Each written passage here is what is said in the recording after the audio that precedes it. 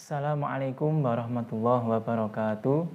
Nama saya Ali Muhsin, program studi Manajemen Pendidikan Islam semester 4, Institut Agama Islam Faqih Asy'ari. Dalam video ini saya akan membahas tentang keterampilan manajemen kelas. Yang mana dalam hal ini saya akan mengangkat 4 permasalahan tentang manajemen keterampilan kelas.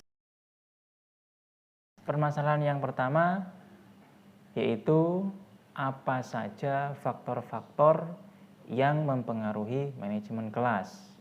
Yang nomor 2, apa saja komponen-komponen dalam keterampilan manajemen kelas.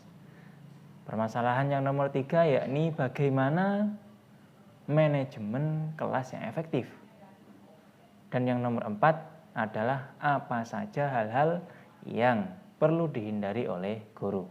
Langsung ke permasalahan yang pertama, yakni apa saja faktor-faktor yang mempengaruhi manajemen kelas. Manajemen kelas yakni pengelolaan kelas. Nah, pengelolaan kelas sendiri itu adalah suatu usaha yang dilakukan oleh penanggung jawab kegiatan belajar mengajar, dalam hal ini guru, agar tercapai kondisi optimal sehingga kegiatan proses belajar mengajar dapat terlaksana dengan efektif dan efisien. Terdapat 6 faktor yang mempengaruhi manajemen kelas. Yang pertama adalah kurikulum, kemudian komponen yang nomor 2, komponen belajar, nomor 3 sarana kelas, nomor 4 guru, nomor 5 murid, yang nomor 6 dinamika kelas. Kita akan membahas satu persatu dari faktor-faktor ini. Yang pertama adalah kurikulum.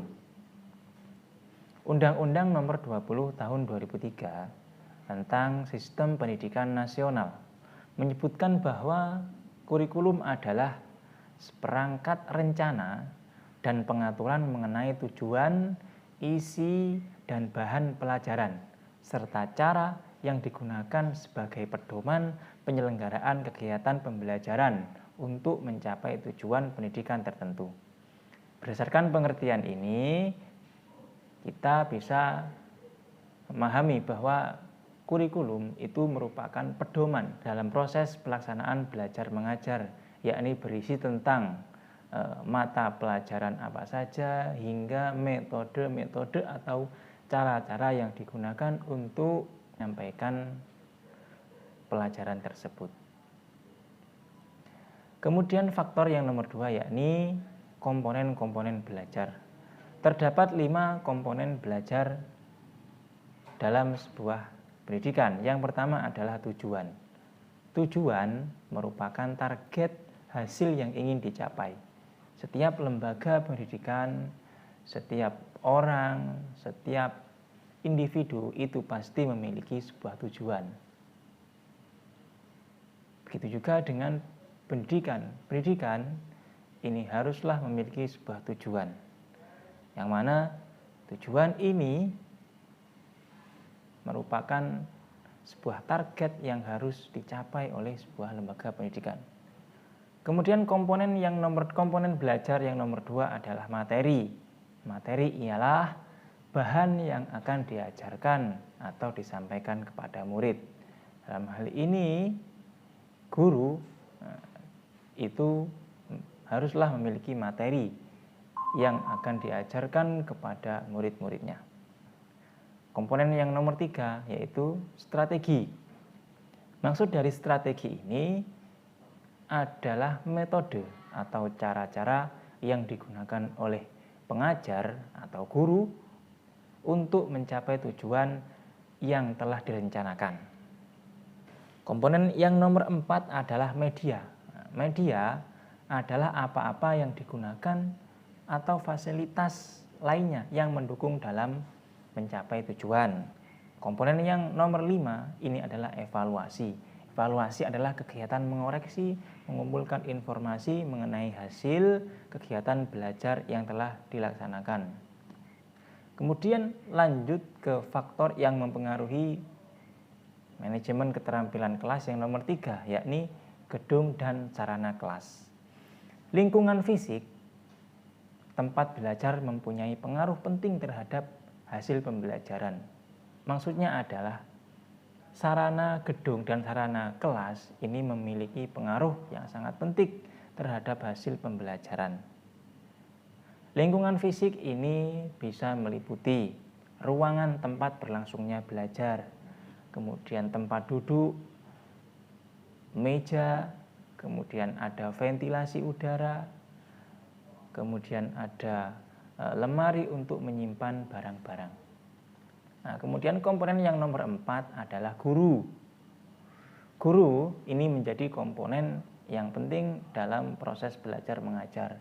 Tanpa adanya guru, kita tidak akan ada yang mengarahkan, kita tidak ada yang memberikan pelajaran-pelajaran. Menurut Al-Ghazali Nawawi, guru adalah pendidik atau pengajar yang bertanggung jawab dalam membantu anak mencapai kedewasaan masing-masing. Kemudian faktor yang nomor 5 adalah murid. Kemudian faktor yang nomor 6 yakni dinamika kelas. Dinamika kelas pada dasarnya berarti kondisi kelas yang diliputi dorongan untuk aktif secara terarah yang dikembangkan melalui kreativitas dan inisiatif murid sebagai suatu kelompok. Permasalahan yang nomor 2 yakni komponen keterampilan manajemen kelas. Apa saja komponen-komponen dalam manajemen kelas itu? Yang pertama adalah komponen preventif. Komponen preventif ini yaitu keterampilan yang berhubungan dengan penciptaan dan pemeliharaan kondisi belajar yang optimal.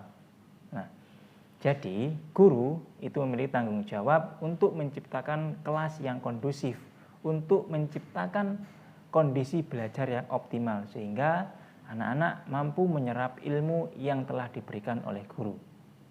Komponen preventif ini bisa didapatkan atau bisa diwujudkan yang pertama dengan menunjukkan sikap yang tanggap. Ya, maksudnya guru itu harus selalu tanggap atau tegas dalam memberikan pelajaran dan memahamkan pada anak didiknya. Yang nomor 2 adalah memberikan perhatian. Nah, selain guru itu harus tegas, guru itu harus juga memiliki rasa perhatian kepada anak. Intinya adalah guru itu harus perhatian kepada muridnya.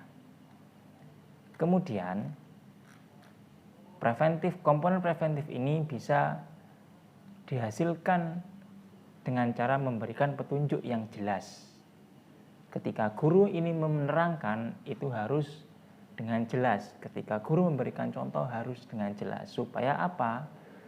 Dengan petunjuk yang jelas anak itu bisa paham dan mengerti apa yang diharapkan, apa yang dimaksud oleh guru.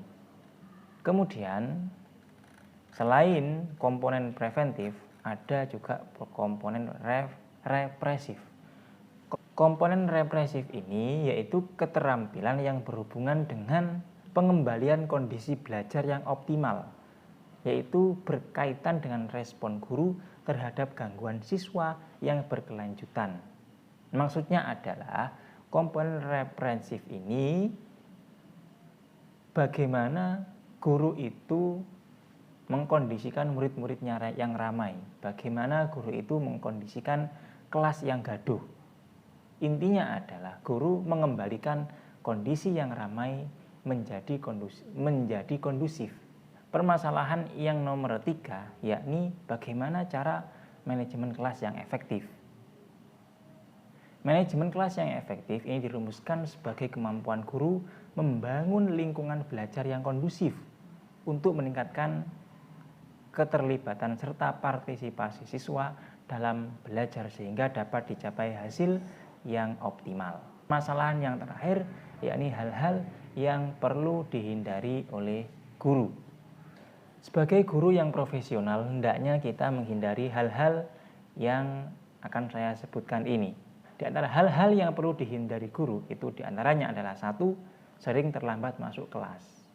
Yang nomor 2 adalah melakukan kekerasan terhadap siswa.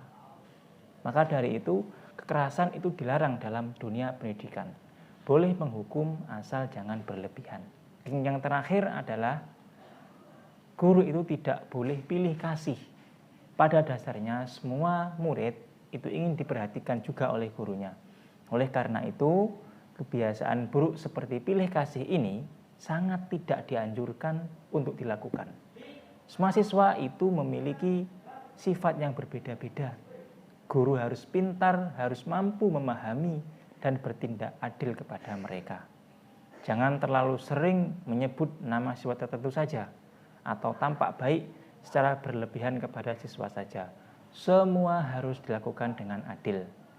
Pilih kasih ini dapat membuat siswa merasa diabaikan dan tidak disayangi gurunya.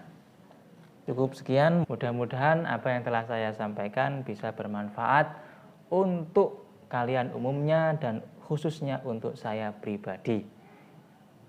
Kurang lebihnya saya mohon maaf, saya akhiri.